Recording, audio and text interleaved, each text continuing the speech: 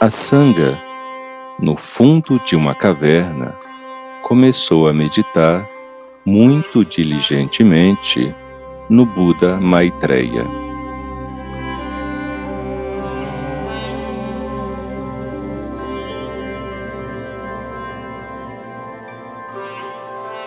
Ele praticou por 3 anos e parecia não estar obtendo qualquer resultado.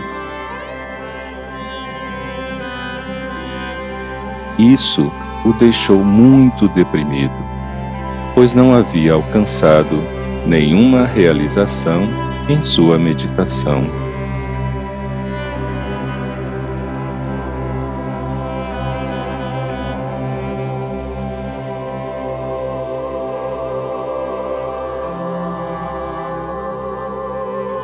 Então, ele abandonou seu retiro e, ao sair, chamou-lhe a atenção um pombo que revoou ruidosamente do seu ninho, um buraco na face rochosa da montanha.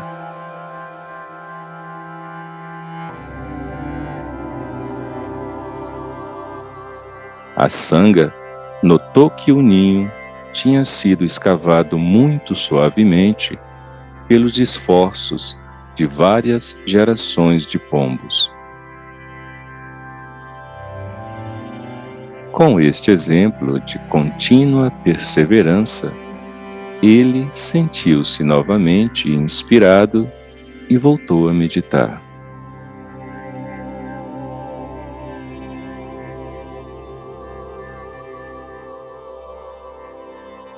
Depois de mais 3 anos, sem qualquer êxito, muito extenuado e frustrado, a Sangha considerou que talvez estivesse enganado, que não fosse possível a ele realizar o que pretendia. Assim, desistiu novamente, resolvendo retornar à aldeia. Enquanto descia a encosta da montanha, de repente, avistou um homem que esfregava uma barra de ferro com um pedaço de flanela de seda. Achou curiosa aquela atitude e imediatamente perguntou: "O que o senhor está fazendo?" Erguendo os olhos para o estranho que se aproximava, o homem respondeu prontamente: "Ora, você não vê? Estou esfregando esta barra de ferro com um pedaço de seda." "Sim, eu sei, mas o que pretende com isso?" perguntou a Sangha, meio impaciente. "Ora, você não vê? Estou produzindo uma fina agulha. Por favor, não me distraia." E o homem prosseguiu mansamente o seu trabalho. Olhando para aquele incrível exemplo de determinação e tendo ouvido aquela contundente resposta, a Sangha sentiu-se envergonhado e pensou: "Puxa, esse homem tão simples possui uma persistência mais forte que o ferro, e eu desisti de visualizar o Buda Maitreya com apenas 6 anos de prática."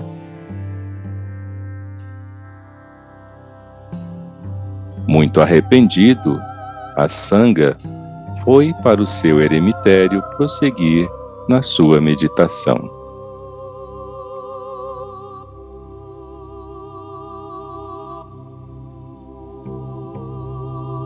Contudo, tendo completado ao todo 9 anos de meditação, ele ainda não havia tido nenhum sinal de Maitreya. Simplesmente nada acontecia e, mais uma vez deprimido, a Sangha desistiu. Abandonou a caverna e ia descendo a montanha quando, de repente, viu um outro homem que molhava uma pena de pavão em um jarro de água e lentamente a esfregava na colossal parede formada pelo rochedo. Intrigado com o que o homem pretendia com aquilo, perguntou: "O que o senhor está fazendo?" O homem, interrompendo um instante sua atividade, disse sem hesitar: "Ora, você não vê?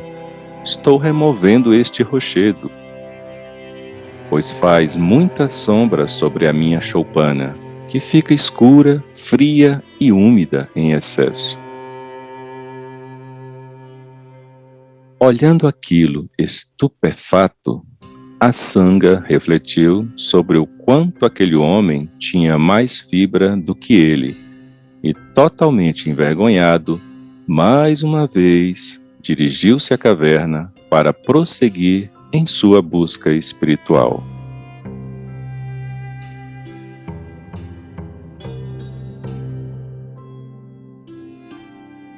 Todavia, após mais 3 anos meditando, absolutamente nada mudou.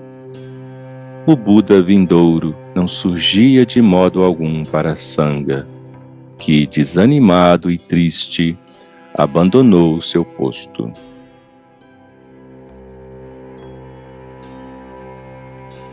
Ele descia cabisbaixo a montanha, seguindo por uma trilha deserta, quando avistou um cão doente, caído à beira do caminho. O animal estava desfalecendo, pois tinha seu corpo recoberto de grandes chagas abertas, sangrentas, onde vermes se retorciam e se deliciavam na carne já um tanto apodrecida. A Sangha ficou ali muito consternado, sem saber o que fazer para ajudar. Se limpasse as feridas com algum remédio, chá ou bálsamo, mataria os vermes. Se não fizesse nada, o cão morreria. Intensamente tocado por aquela situação de enorme sofrimento, de súbito, uma ideia brilhou em sua mente. Se ele removesse cuidadosamente os vermes com a língua, lambendo as feridas, e os vermes com todos ele cuidado, poderia dar uma chance tanto aos vermes quanto ao cão agonizante. Então, considerando ser a única coisa a fazer, a Sangha pôs-se de joelhos, bem junto ao cão, e enfiou seu rosto no corpo desvalido do animal, que mesmo doente, rosnava e tentava mordê-lo. Contudo, naquele exato instante, como por mágica, uma nuvem de fumaça ergueu-se no ar com um estrondo, assustando a Sangha. Diante dos seus olhos, o cão foi se metamorfoseando lentamente e transformando-se no Buda Maitreya em pessoa.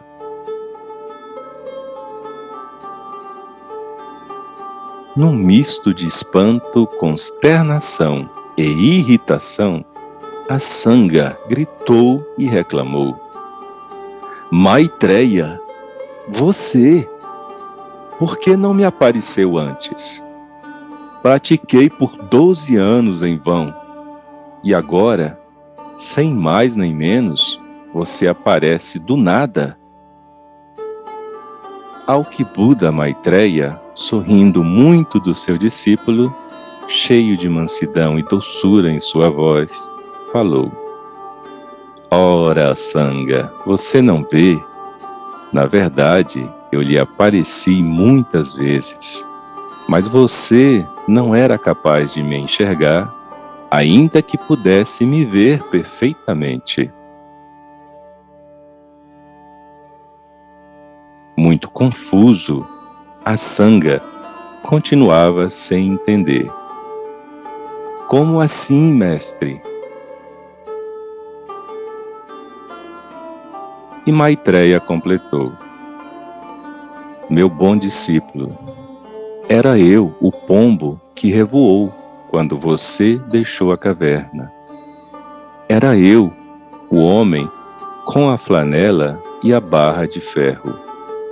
Assim como também era eu, o homem com a pena de pavão e o jarro. Maitreya riu-se da franzida de rosto que Asanga teve ao ouvir tal revelação e prosseguiu dizendo: você não era capaz de me reconhecer, pois, apesar de meditar e concentrar-se muito habilmente, ainda não havia realizado o supremo poder da compaixão em seu coração. E isso bloqueava sua visão, meu jovem. Então, quando finalmente percebi que você havia praticado suficientemente, manifestei-me mais uma vez, mas agora como o cão doente. Uma forma de atestar a presença certa e estável da verdadeira e pura compaixão, meu caro discípulo. Agora você vê? Você compreende? Sem que aflorasse a nítida, pura e clara compaixão em seu nobre coração, você seria incapaz de me ver e de compreender o meu ensinamento. Seria inútil transmiti-lo a você.